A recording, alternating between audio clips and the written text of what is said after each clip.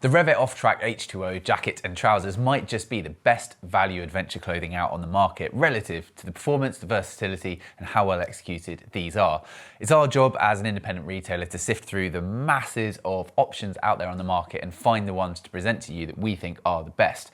And I don't think I've seen anything quite so all-encompassing as the Offtrack H2O at such an aggressive price point as what we have next to us from Rev'it. So available in about 5 different colors. Here we have one of my personal favorites, which turned out not to be the most practical colorway on a really dirty, muddy trail in the B-roll that you're about to see, but nevertheless, one that's likely to be very popular for more spring, summer focused riding. But ultimately, this is a AA C approved jacket that comes in at $379.99. The trousers come in at $289.99. And what you get is a layered approach to the clothing itself, and a system where you can take this apart and use it in a number of different varieties. This could be the only jacket you need to take away with you, whether you are going on a small commute or touring around the world. It literally has everything within it.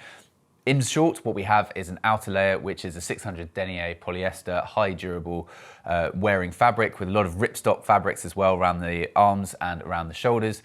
And this has a lot of ventilation options on it as well. Underneath this, we have a fully removable waterproof liner, which can be worn either underneath or outside of this outer layer itself, in whichever configuration you prefer, and it works equally well in both, it really does.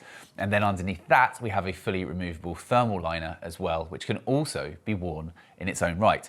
Now, when we hear brands say, there is this jacket inside that can be worn off the bike as well, 9 times out of 10, it's not something you'd want to wear off the bike. It doesn't look nice enough and it doesn't feel nice enough outside of the gear that you're using it with to actually justify that claim. This one really does. In all 3 different variants of what we have in terms of the layers going on here, this absolutely works. So whether that is to say you're going adventure touring and you're going to stop in a city and you want a relatively nice and comfortable thermal underlayer for walking around in around town on a colder night, or sitting by the campfire on an off-road tour. And equally, that waterproof layer works really well and it looks really good in its own right too. So we'll start with the jacket. Everything we say about the jacket also applies to the trousers. The one difference between the two is the waterproof removable liner in the trousers cannot be worn over the trousers like the waterproof jacket element can. That is the only difference between the two of them. And in terms of practical difference that makes, well, if you have a really wet day and the outer fabric gets wet, you could potentially get a little bit cold. Whilst having waterproofing going on, the outer layer is going to get wet, which isn't great in an optimal setting. The way around that is having a laminated waterproof membrane, which is the alternate approach to waterproofing generally as opposed to this layered approach. But the downside to a laminate membrane is it's fixed and it's always there. And no matter how much you try and get around it with ventilation, it's always there and it's always there for compromising. Whereas with this, if you don't need a waterproof layer, which also incidentally doubles as a wind stopper, you just take it out and you have absolutely no impedance to airflow when it comes to breathability. And that's the really kind of key difference between the two. So arguably, there is more to be said if you want absolute no compromises between having the layered approach that we have here versus a laminate approach. The faff is that you would have to take things on and off and remove them. But that's not something that particularly bothers me. I've never had a problem with when it starts torrentially raining, putting on a raincoat, or when it's really hot, taking it off and stopping for a moment. Sizing is true to size, so this comes in the large, and I have a 41-inch chest, and this fits me really nicely, and everything is really nicely tailored. And sometimes with these more sort of tailored adventure jackets, there's a bit of constriction in the movement. I did not find that at all. I was very free to move around on the bike, on the trail. It's a heavier bike, and we're in some very sort of rutty conditions that you're seeing at the moment, and this didn't really factor in at all. I wasn't aware that the jacket, it didn't certainly come into my consciousness and prevent me from in any way moving around on the bike. So starting with this outer layer, I've already mentioned a few of the fabrics, the key sort of materials, this ripstop. You've got some polyester hard 600 denier elements as well down the majority of the front. You've got zips which just work really easily. They're nice and they are smooth. There's no fighting them. The waterproof AquaGuard zips always have an element of that. And in all honesty, I find it a bit annoying, but it's a compromise that obviously most people will be happy to take to keep yourself completely waterproof on a laminate jacket, but you don't have that problem when you're not going for a laminate approach. So these flaps are substantial and they can be easily, with gloves on, just tucked away, and you get massive ventilation channels down the front, which if you weren't going to have the waterproof layer underneath, of course, is going to help airflow get straight through to your body in conjunction with these holes around this upper part of the shoulder and chest area.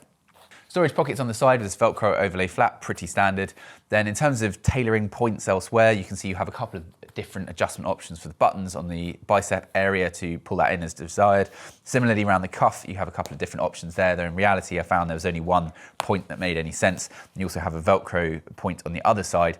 You have this adjustment strap here, which is the one thing that I think is a bit weird because it gets in the way of this zipper. So if you want to get that zipper all the way done up, you've kind of got to push the zip under here, loosen this out. That's just, it's a bit annoying. It's not really a strap that needs to be there, I don't think, but it adds slightly to the looks, arguably, making it look a little bit more functional and utility, you know, that kind of thing.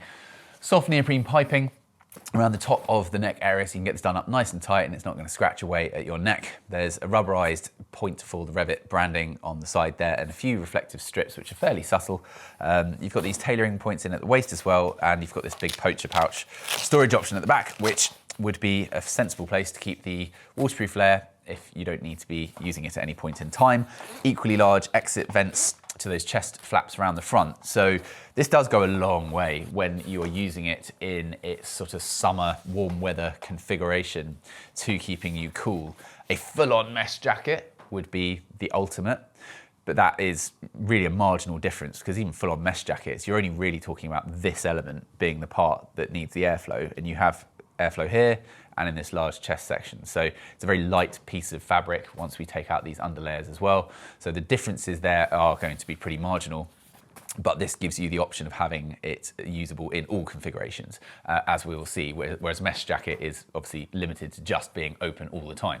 We have this slider neck piece as well, so you can put that at any point you wish to keep it as tight or as loose as you so desire. Simple, very easy to use central zipper.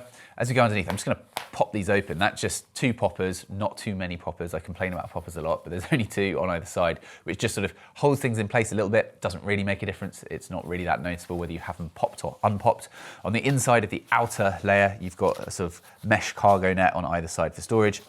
You do have the 2-way zipper, which will help you fix this to the trousers if you want to get that one-piece effect and mitigate any chance of any riding up at the back and stuff. I didn't find any problem with having them separate. They work perfectly for me. But it's nice to have the choice anyway. And then this is the very nice waterproof jacket underneath with a storm flap with Velcro over the front. So easy to use. It doesn't in any way fight the outer layer, and a simple drawstring on the zip as well. Now we're getting down into, pops again, the thermal layer underneath at the bottom, and that has the same thing going on with a simple zip. And I'm going to show you each of these in their own right, because they are worthy of a display in their own right, as I said, and they genuinely work in all configurations. And there we have our rather handsome looking waterproof layer. So this is Revit's Hydrotex liner. So this is a proven membrane that they use in tons and tons of jackets in all the different disciplines of riding that Revit cater to as a brand. And this one is a 3L. So this is durable. This is going to be very, very dependable. And as I say, in terms of the way it looks on its own, quite often these standalone waterproof underlayers or drop liners, they always just look a little bit ugly to wear in their own right. This one doesn't at all, and it's got a nice soft feel to it. It doesn't have that sort of plastically bin bag feel that a lot of waterproof layers do. This one is genuinely nice, soft enough, comfortable enough, and stylish enough to wear in its own right, off the bike as well, in any setting really. Underneath that, we have the thermal layer, and this, again, genuinely nice underlayer, which I would consider perfectly comfortable, perfectly good looking, and not at all in any way, I think, looking like it's part of a 3-layer system jacket. And that's the art for me that the Offtrack has done really, really well to achieve. The trousers, we're not going to look at in detail in their own right, because everything I've said applies there, with that exception of the waterproof liner being able to go over the top of the jacket if you want it. So obviously that's really useful to have the choice, because you may want it over the top if it is really wet. You may want it just simply underneath as a windbreaker fabric to give you a little bit extra insulation on a colder day, and therefore still giving you the functionality of the pockets and so on with the jacket, or just simply having the look that you want. So it's great to have all the options. As I say, 3 jackets in one, genuinely, at $379.99 for the jacket, which if you were going to go around the world touring, or if you're going to do anything extensive, and even if you look at, say, the review I just did of Revit's Stratum Gore-Tex jacket, which comes in £1,250, that's an item that absolutely nails on what you need as an adventure rider really, really well. But arguably, if you were going to go far afield on your bike, you're probably going to want something to wear off it. And it doesn't come with that as part of it. So you're going to need other jackets, or potentially even a lighter weight waterproof for warmer, wet days. Whereas with this system, you really do have everything coming in at such an incredible price point. You get level 2 armor included as well. So a really, really strong argument here, and a fantastically executed bit of kit. There's lots of other jackets in Revit's range, as I said, and there's lots of other garments from other brands all competing for that sort of £300 to £400 spot. And we've seen and reviewed lots and lots of these items. But when it comes to really shining a light on one, this gets the nod for me.